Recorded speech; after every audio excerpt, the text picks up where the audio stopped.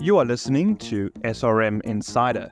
This is the Cyber Intelligence Briefing, your weekly roundup of the latest cybersecurity news and insights, straight from SRM's leading global incident response team. Welcome to another episode of SRM Cyber Intelligence Briefing. I'm Kyle Schwaeble, and today I'm joined by my colleagues Miles Arkwright and James Tytler. Hi everyone. Hi. So this week we have updates regarding a 2021 breach at the Ministry of Defence in the UK.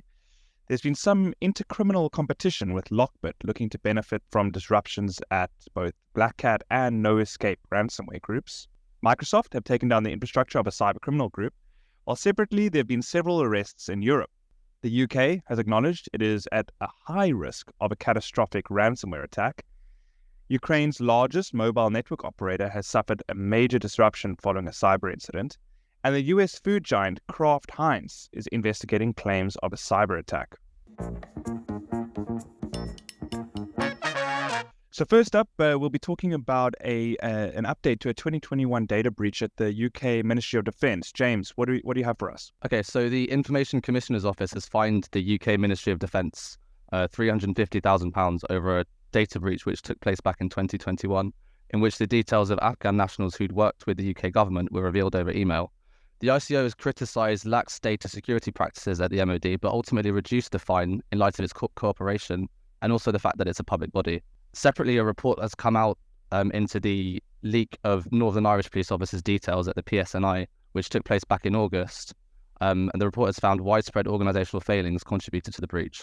Yeah, that's really interesting. Thanks, James. I mean, really, a culture of security needs these clear policies, processes, and procedures, and really importantly, that staff education around the importance of safeguarding sensitive data. It's more than just technological controls really to protect this data. Yeah, and separately, there seems to have been some intercriminal competition at some of these ransomware groups. Yeah, so that's right, Carl. The prolific ransomware group Lockbit are recruiting disillusioned affiliates after Black Cat's infrastructure unexpectedly became unavailable amid rumours of a law enforcement operation. And then separately, there's the No Escape ransomware group, whose affiliates were also being poached after the group were accused of performing an exit scam and stealing ransom payments. Yeah, we've been seeing a lot of turbulence and uncertainty in the ransomware ecosystem recently. I think this really highlights the need for accurate threat intelligence in order to successfully navigate an incident. Yeah, I couldn't agree more. Thanks, James and Miles. Then separately, Microsoft have obtained a court order to seize infrastructure of the cybercriminal group Storm 1152, who've been responsible for creating around 750 million fraudulent Microsoft accounts. The group is part of a cybercrime as a service ecosystem, supplying fraudulent accounts to cybercriminals worldwide and facilitating crimes such as identity theft, fraud, and DDoS attacks. Then separately, the leader of Calvin Security, which is another cybercriminal group, which has been behind about 300 cyber attacks, including breaches at Vodafone Italia, as well as Frost & Sullivan, has been arrested in Spain following a year-long investigation. And then thirdly, in a joint action, French authorities and international law enforcement have arrested a Russian individual based in Paris who is suspected of laundering funds for the Hive ransomware gang who've recently been taken down. Yeah, so Hive had previously extorted around $100 million from over 1,300 companies across the world. Yeah, I think legal action against threat actors can be effective if it leads to domain seizures like this or even arrests, but the success of prosecution largely depends on the criminal's geographical location, potentially limiting law enforcement capabilities.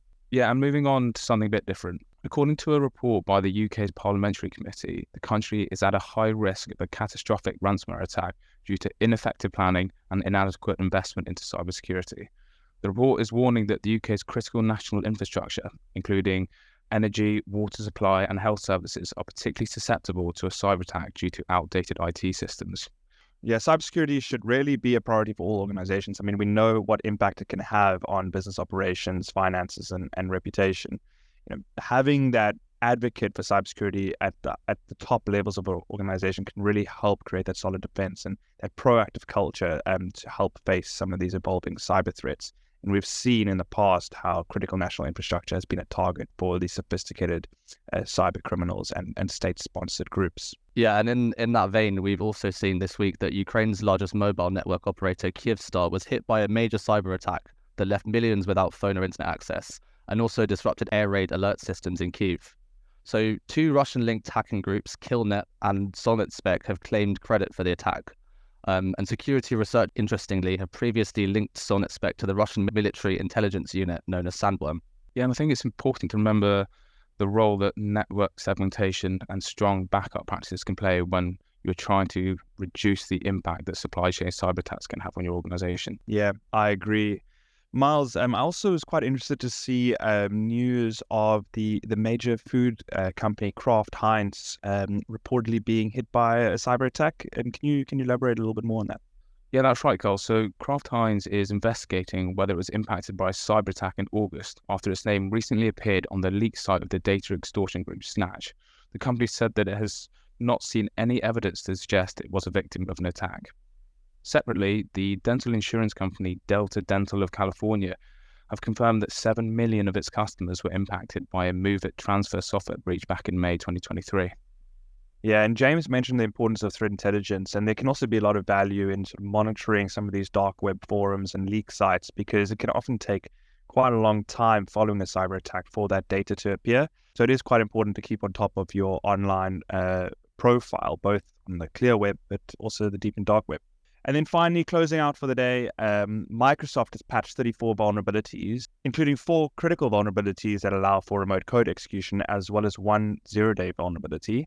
And then finally, Apache has identified a new vulnerability in its Struts 2 framework, which can also be used for remote code execution. So really, it's important for organizations to make sure they're applying those patches as soon as possible. Well, that's us for today and also for 2023. Thanks for joining us, and we'll be back next year. Thanks, Carl. Thanks for listening. See you next year.